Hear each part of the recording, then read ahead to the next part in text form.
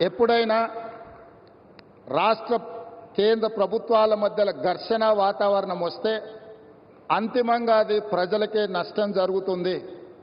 రాజకీయాలు ఎన్నికల సమయంలోనే, ఎన్నికలు ముగిసిన తర్వాత విఘ్నులైన ఎన్నికైన ప్రజాప్రతినిధులు కేంద్ర సహకారంతో రాష్ట్రం యొక్క అభివృద్ధి కోసం కృషి చేయాలి తప్ప పదే పదే కేంద్ర ప్రభుత్వంతో ఘర్షణాత్మకమైన వైఖరి తీసుకుంటే రాష్ట్రం అభివృద్ధిలో వెనుకబడుతుంది.